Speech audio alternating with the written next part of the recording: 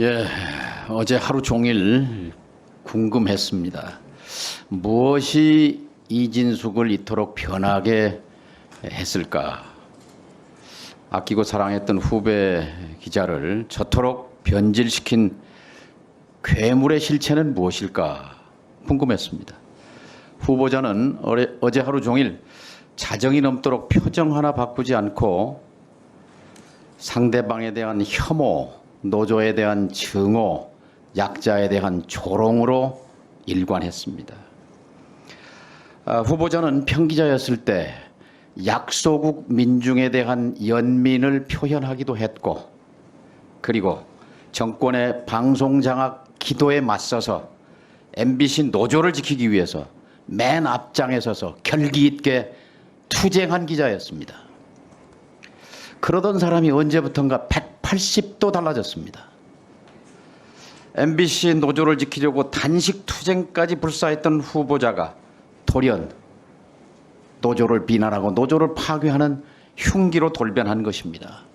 그 사유와 그 시기가 궁금했습니다. 언제부턴가? 돌이켜보니 14년 전 2010년 3월이 전환점이었습니다. 2010년 3월. 잘 아시겠죠? 이명박 정부가 낙하산으로 내려꽂은 김재철 사장이 당시 워싱턴 특파원에서 돌아와서 부장 보직도 못 받고 국제부에 근무하고 있던 이진숙 후보자를 홍보국장으로 전격 발탁하고 본부장으로 승진시키고 승승장구의 길을 걷게 했습니다. 그때부터 달라졌습니다. 김재철 씨와 한 팀이 돼서 후배 기자들 마이크를 빼앗고 PD들의 프로그램을 빼앗고 그리고 기자들을 해직시키고 그리고 노조를 파괴하는 그 선봉에서 눈부신 공을 세웠습니다. 그때부터 이진숙은 언론인이 아니었습니다. 그때부터 이진숙은 언론의 파괴자였습니다. 그 공로로 이어서 다른 기자들은 한 번 가기도 힘든 불가능한 워싱턴에 두 번째로 지사장으로 부임합니다. 그리고 보도본부장으로 또 영전합니다. 그러면서 드디어 MBC 들어와서 마지막 최고봉 서울 MBC 사장 자리에 도전합니다. 그러나 실패했습니다. 최초의 좌절입니다.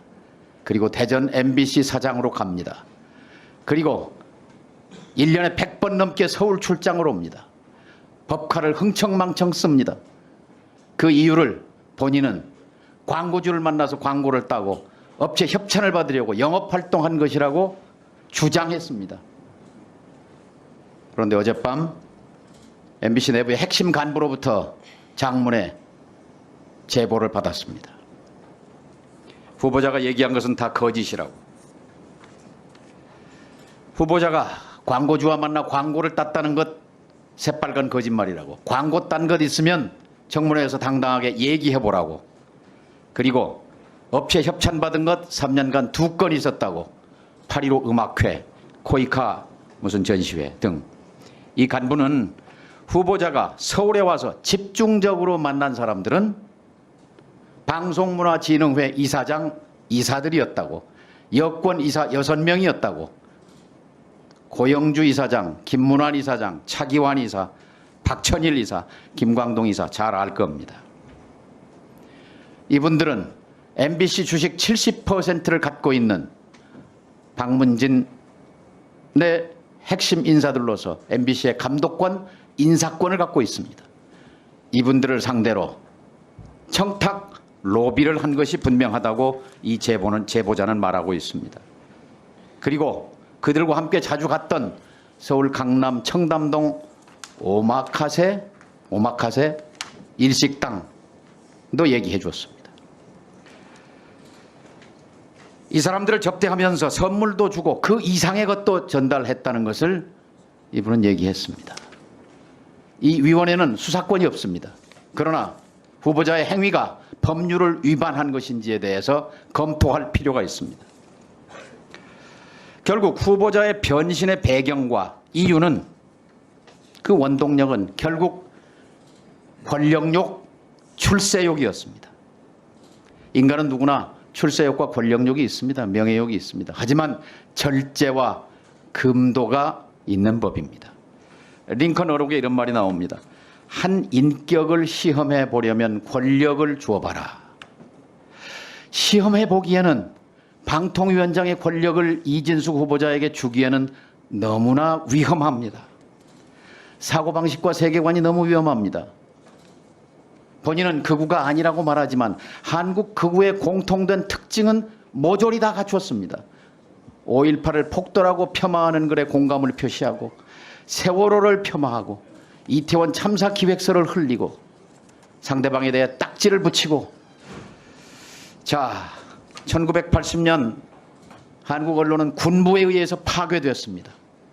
MBC는 장악됐습니다. 이제 MBC 내부자 출신 이진숙에 의해 장악될 운명입니다. MBC 구성원들은 지금 떨고 있습니다. 이진숙이 임명되는 순간 방문진 이사를 갈아치울 것이고 딱 하나 질문하겠습니다. MBC 사장 바꿀 생각입니까? 저는 직접적으로 MBC 사장 선임과 관련이 그 대답 없습니다. 나올 줄 알았습니다. 자, 지금이라도 본인 이진숙 A 바그다드 종군 기자로서의 명예 그것을 사랑한다면 방통위원장 자리는 이진숙 후보자에게 맞지 않습니다. 언론의 파괴자가 그 자리에 가는 것은 맞지 않습니다. 어제 저는 괴벨스 얘기를 꺼냈습니다. 그냥 한 얘기가 아닙니다. 우리는 지금 한국의 괴벨스를 눈앞에 볼지도 모릅니다. 저는 마지막 명예를 지키기 위해 숙고하시기 바랍니다. 아까 황정아 의원께 사과하지 않았습니다. 5.18 폭도 선동 거기에 공감을 표시한 데 대해 답변이 손가락 운동을 조심하겠다. 이것은 황정아 의원에 대한 조롱을 넘어서 모욕을 넘어 이 위원회를 모욕한 것이고 5.18 희생자 광주 시민을 조롱하고 모욕한 것입니다. 당장 취소하십시오. 취소하겠습니까? 정 의원님, 취소하겠습니까? 저는 5.18에 저기요, 대해서 잠깐만요. 죄송합니다. 취소할 적 용의가 있어요? 없습니다. 정동영 의장님 잠깐만 멈춰 주십시오. 후보자 정동영 선배님이 뭡니까? 제가 말 실수했습니다. 죄송합니다.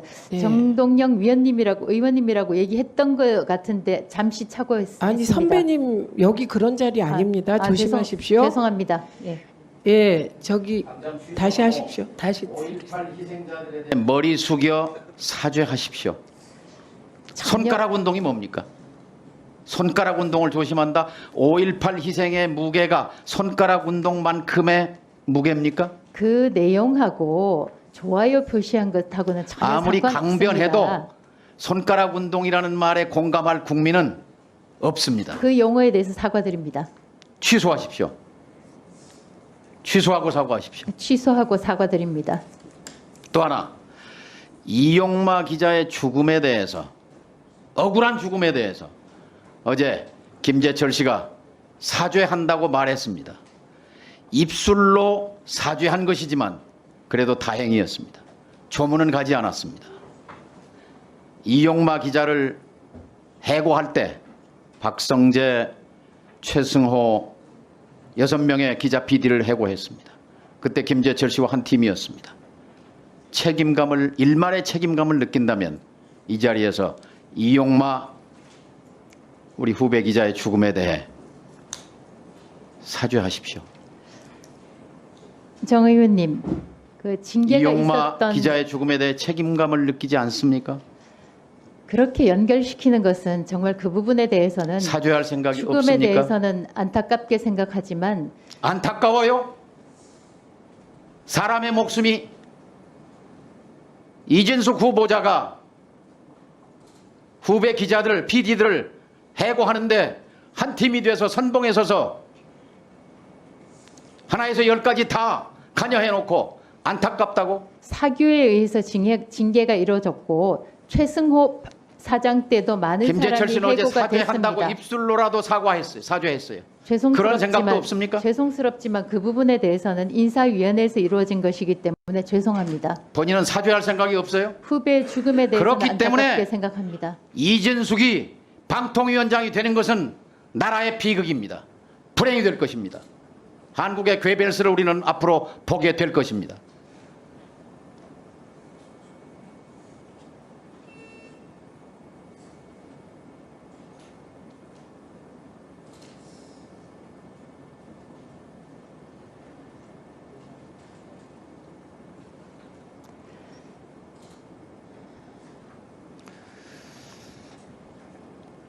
저는 오히려 괴벨스라는 용어를 저에 자, 대해서 쓰신 부분에 대해서 김우영 정말 의원님, 유감스럽습니다. 네, 답변 요구하지 않으셨습니다.